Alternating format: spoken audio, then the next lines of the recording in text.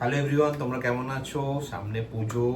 So definitely তোমরা এখন একটা পুজো পুজো একটা মাইন্ড থাকে, তো পড়াশোনা থেকে একটু কনসেন্ট্রেশনটা ল্যাক হবে, বুঝতেই পারছি। বাট পুজো চলাকালীন, পুজোর আগে অ্যান্ড পুজো চলাকালীন পুরোপুরি আমরা পড়াশোনা থেকে ডিট্যাচড হলে ডেফিনেটলি এটা প্রবলেম, কারণ পুজোর পরই আমাদের এক্সামসগুলো থাকবে, তো সেগুলোতে আমাদের ভালো পারফর্ম করতে হবে।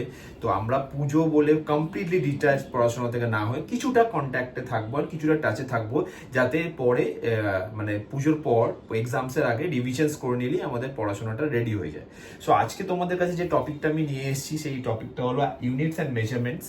এটা একটা basic introductory topic, and normally এগুলো এটা একদম ফার্স্ট চ্যাপ্টারে আমরা এই টপিকটা ফেস পড়ি। তো ইউনিটস অ্যান্ড মেজারমেন্টস এর ব্যাপারে তোমাদের কি বলবো, তোমাদের ইউনিটস অ্যান্ড মেজারমেন্টস জানতে গেলে প্রথমেই জানতে হবে ফিজিক্যাল কোয়ান্টিটি অ্যান্ড ইউনিটস বলে দুটো টার্ম। ডেফিনেটলি ফিজিক্যাল কোয়ান্টিটি কাকে বলা হয়? যখন আমরা কোনো রকমের মেজারমেন্টস করি, চ্যাপ্টারটার নামই মেজারমেন্ট, সো ডেফিনেটলি আমরা বুঝতে পারছি যে এখানে আমরা মেজারমেন্টস নিয়ে পড়াশোনা করবো।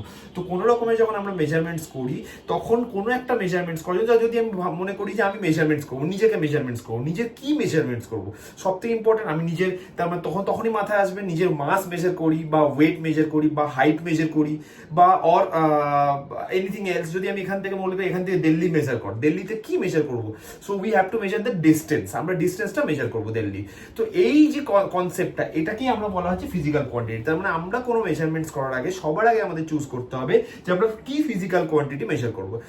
আমাদের পৃথিবীতে অনেক রকমের ফিজিক্যাল কোয়ান্টিটিস থাকে, যেমন ডিস্টেন্স, মাস, একটু আগেই বললাম, টাইম, ডেন্সিটি, আরো ওয়েট, আরো অনেক রকমের ফিজিক্যাল কোয়ান্টিটিস আছে যেগুলোকে আমরা মেজার করে থাকি। নাও সেকেন্ড পয়েন্ট আমাদের মাথায় যেটা আসবে, যে ফিজিক্যাল কোয়ান্টিটি আমরা যখন মেজার করছি, তো সেই মেজারমেন্টসটার রেঞ্জ কি হবে, সেই রেঞ্জটা জানার জন্য আমাদের সেকেন্ড যে টার্মটা জানতে হয় সেটা হচ্ছে ইউনিটস। দ্যাট মিনস আমি যদি ফিজিক্যাল তোমাকে যদি আমি আজকে বলি লেন্থ মাপতে হবে, চলো লেন্থ তো অনেকভাবে মাপা যায়। আমি এখান থেকে দিল্লির লেন্থ মাপবো, আমার হাইট মাপবো, দুটোই কিন্তু লেন্থ। দুটোকে আমরা সেম ইউনিট ইউজ করবো না? দিল্লি লেন্থ, এখান থেকে দিল্লি ডিস্টেন্স মাপতে গেলে আমরা কিলোমিটার্সে মাপবো, বাট আমার হাইটটা মাপতে গেলে সামথিং লাইক ফিটে মাপবো, বা আরেকটু লম্বা কিছু জিনিস মাপতে গেলে সেটা ফিট মিটারে মাপা যাবে। তো আমাদেরকে ফিজিক্যাল কোয়ান্টিটি যখন ফার্স্ট আমরা চুজ করে দেবো যে মেজারমেন্টে আমরা ফিজিক্যাল কোয়ান্টিটি করতে চাই, তারপর আমাদের নেক্সট আমাদের মাথায় আনতে হবে যে ইউনিটস সেটা আমরা কি ইউনিট চুজ করব, সেইটা না ঠিকঠাক চুজ করলে আমাদের মেজারমেন্টসে কিন্তু অনেক প্রবলেম চলে আসবে ডেফিনেটলি। তারপর যে নেক্সট টার্ম যেটা আমাদের মাথায় আসবে, যেটা হচ্ছে ইউনিটস। যেটা আছে ইউনিটস আবার টু টাইপসের দেখা হয়, যেটা আমি এখানে সেগ্রিগেট করে দিয়েছি। একটা হচ্ছে ফান্ডামেন্টাল ইউনিটস, একটা হচ্ছে derived unit. It is very easy, basically easy part, এটা ইন্ট্রোডাক্টরি পার্ট। ফান্ডামেন্টাল ইউনিটস কাদের বলা? লেন্থ, মাস অ্যান্ড টাইমকে নর্মালি ফান্ডামেন্টাল ইউনিটস বলা হচ্ছে, কারণ লেন্থ, মাস আর টাইম হচ্ছে একদম বেসিক ইউনিটস, মানে এদেরকে বাড়ানোর জন্য অন্য কোনো ইউনিটসের হেল্প আমাদের লাগে না। লেন্থ, মাস অ্যান্ড টাইম, তাই জন্য এদেরকে ফান্ডামেন্টাল মানে একদম বেসিক, একদম শুরু, তো এদেরকে ফান্ডামেন্টাল ইউনিটস বলা হয়।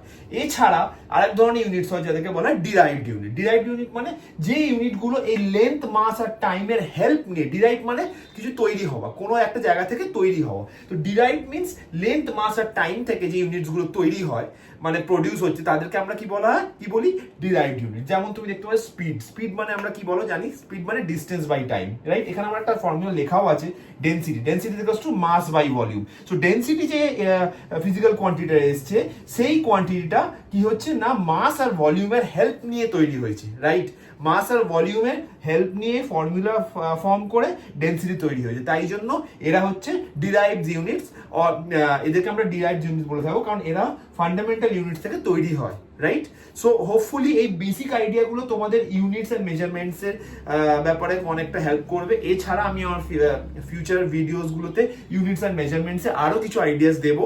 Thank you for watching, and definitely আগেও বলেছি লাইক অ্যান্ড সাবস্ক্রাইব করে দাও। ডেফিনেটলি আমার ফিউচারে যে আমার ভিডিওসগুলো আসবে তোমাদেরকে আরো হেল্প করবে। So thank you everyone, and enjoy your puja, be safe, and enjoy your happiest. Thank you.